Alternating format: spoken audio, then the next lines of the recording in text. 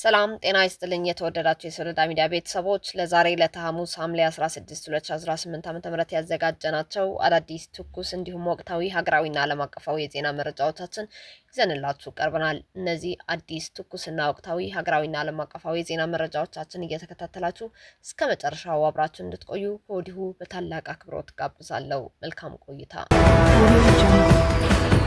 የኮማንዶ ስልጠናቸውን ያጠናቀቁ የሐራ መሬት አባላት ተመረቁ።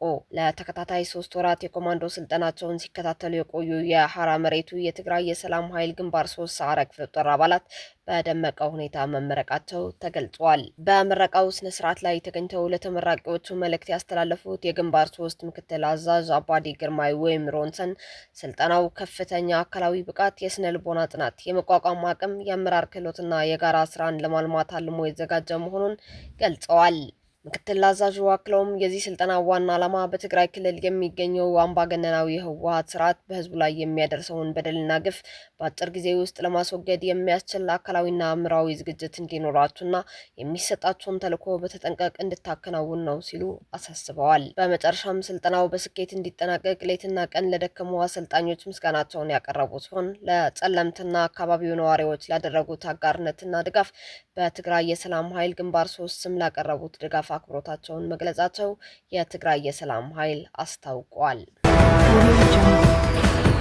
የመቀሌ ከተማ ድምቀት በጦርነት ስጋትና በፖለቲካ ውጥረት መደብዘዙ ተገለጸ። ቀደም ሲል በቀንና በሌሊት በማይታጠረው ህይወቷ በእንግዳ ተቀባይነቷና በነበራት ደስ የሚል ድምቀት እንደ እንቁ ትታይ የነበረችው መቀሌ ከተማ አሁን በጋረደው የጦርነት ነጋሪትና የፖለቲካ ውጥረት ምክንያት የቀደመው የከተማነት ፈለጓ መደብዘዙ ተጠቁሟል። በከተማዋ ውስጥ በየቀኑ የሚካሄደው ወታደራዊ አፈሳና የከፋው የጸጥታ ስጋት በርካታ ወጣቶች አካባቢውን ጥለው እንዲሰደዱ አስገድደዋል። ይህም ከተማዋን ሰው ዘር የማይላት እንቅስቃሴዋ የተቀዛቀዘና የነበራትን ግርማ ሞገስ አጥታ የጎረቤት ሀገር መዲና የሆነችው አስመራን የጸጥታና የህዝብ መራቅ አይነት መልክ የያዘችም አስመስሏታል። ይህ የተፈጠረው አሳዛኝ ለውጥ የብዙዎችን ልብ የሰበረ ሲሆን የከተማዋ ነዋሪዎችና አፍቃሪዎች በስጋት የተሞላው የፖለቲካና የጦርነት ደመና ተገፎ የተበታተነው ህዝቧ ተመልሶ የሚሰበሰብበትና የመቀሌ ከተማ የቀደመ ውበትና ደስታ የሚመለስበትን ጊዜ በጉጉት እንደሚጠብቁ በመግለጽ ላይ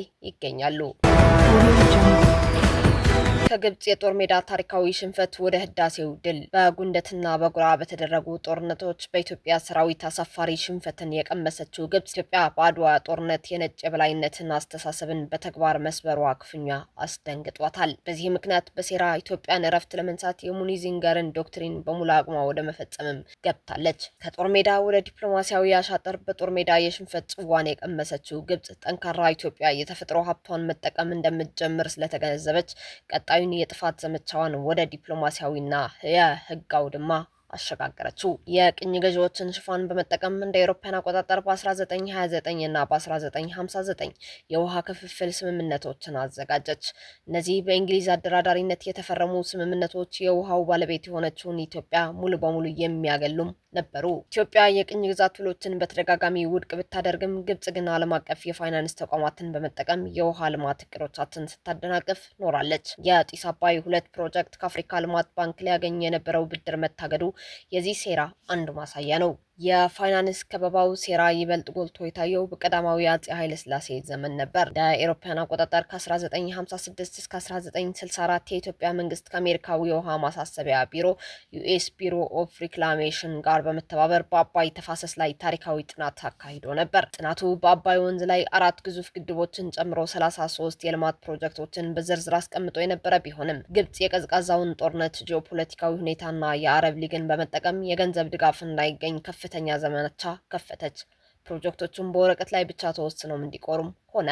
ይህ አሻጥር በወቅቱ በነበሩት ንጉሠ ነገሥት አጼ ኃይለ ሥላሴ ዘንድ ከፍተኛ ቁጭት ፈጥሮ ነበር። በዚህ ምክንያት አባይ ላይ ግድብ ልንሰራው ፈልገን ነበር፣ ገንዘብ ግን አልነበረንም። የጠየቅናቸው ወዳጅ ሀገሮችን በግብጽ ግፊትም ቢያሉ፣ ነገር ግን መጪው ትውልድ በራሱ ኃይል ይገነባዋል በሚል ለትውልድ አደራ አስቀመጡ። የውሃ ሀብታችንን እንዳንጠቀም የተደረገብን ዲፕሎማሲያዊና የፋይናንስ ከበባ ያስተማረን አንድ ትልቅ ሀቅ ቢኖር ውስጣዊ አንድነታችንን አጠናክረን ለራሳችን አቅም ካልሆንን ማንም የውጭ ኃይል ለልማታችን እንደማይቆረቆር ነው። የግብጽ የዘመናት የፋይናንስ ከበባ በዚህ እድለኛ ትውልድ ፈርሷል። ኢትዮጵያውያን ታላቁን የኢትዮጵያ ህዳሴ ግድብ በራሳችን ላብና ገንዘብ ገንብተናል። ግድቡ የብሔራዊ እምቢተኝነትና የትብብር ፍሬ ሆኖ ዳግማዊ አድዋ ተብሎ በኩራት የታሪክ ምስክርም ሆኗል። ከዚህም ባሻገር ኢትዮጵያ የጋራ ተጠቃሚነት የሚያሰፍነውን የኢንቲቤውን የትብብር ማዕቀፍ ስምምነት ሲፒኤ በማስፈረም እንዲሁም ወደ ሕግነት እንዲቀየር በማድረግ በዲፕሎማሲው መስክ ትልቅ ድል ተቀዳጅታለች። ይህ የሚያስተምረን ሀብቶቻችን ለማልማት ምንጊዜው መተማመን ያለብን በራሳችን አቅምና አንድነት ላይ ብቻ መሆኑ ነው። ታዲያ ካይሮ ለምን ተንቀጠቀጠች? የአፍሪካ ቀንድና የቀይ ባህር ቀጠና በዓለም አቀፍ ንግድ በጸጥታና በጂኦፖለቲካ ውስጥ እጅግ ቁልፍ ስፍራዎች ናቸው። በዚህ ቀጠና ውስጥ የኢኮኖሚ ፍላጎቶቿን ለማስከበርና የህዝቦቿን የወደፊት እጣ ፈንታ ለመወሰን የምትጋደለው ኢትዮጵያ ሰላማዊና ህጋዊ በሆነ መንገድ የባህር በር ለማግኘት የምታደርገው ጥረት የቀጠናውን መልክ እየቀየረው ይገኛል። በአንጻሩ ይህንን የኢትዮጵያ ታሪካዊና የተፈጥሮ መብት ጥያቄ ለመድፈቅ ካይሮ በቀየሰቻቸው የደህንነትና የጥምረት ስትራቴጂዎች ስም የምታደርገው ሩጫ የቀጠናውን ሰላም ከመፈታተን ባለፈ የራሷን የዲፕሎማሲያዊ ኪሳራ እያፋጠነም ይገኛል። ከአባይ ወንዝ እስከ ቀይ ባህር ዳርቻ የተዘረጋው የግብጽ ጸረ ኢትዮጵያ አካሄድ ታሪካዊ ስር የሰደደ ቢሆንም የኢትዮጵያን የማይቀለበስ ታሪካዊ ጉዞ ሊያቆመው የማይችል ከንቱ ድካም ነው። የግብጽ የውጭ ፖሊሲ ለዓመታት የተገነባው ኢትዮጵያን በውስጥ ግጭት ወጥመድና በጎረቤቶቿ መክበብ በሚል መርህ ላይ ነው። ግብጽ በአሁኑ ወቅት የምትከተለው የማደናቀፊያ ስትራቴጂ ይፋዊ ባልሆነ መንገድ በአፍሪካ ቀንድ ሀገራት ዙሪያ ወታደራዊ የደህንነትና የዲፕሎማሲ ስምምነቶችን በመፍጠር ኢትዮጵያን የማግለል ዓላማ አለው። ይህ ስትራቴጂ የመነጨው ከተሳሳተ ታሪካዊ ስነ ልቦና ሲሆን የካይሮ ባለስልጣናት የኢትዮጵያ በምግብ፣ በንግድ፣ በጸጥታና በባህር በር ራስን መቻል ለግብጽ የቀጠናው የበላይነት ፍጹም ስጋት አድርገውም ይመለከቱታል። ይህ ምክንያታዊ ያልሆነ ፍርሃት ግብጽ ከተለዋዋጩ የቀጠናው እውነታ ጋር አብሮ የሚሄድ ዲፕሎማሲ እንዳትከተልም አድርጓታል። ግብጽ የሴራ ድሮች በመጣጥስ አንቀጥቅጧታል። አባይን የገደበች ኢትዮጵያ ወደ ቀይ ባህር መልህቋን ለመጣል መንደርደር ካይሮን የምትይዘው የምትጨብጠው አሳጥቷታል።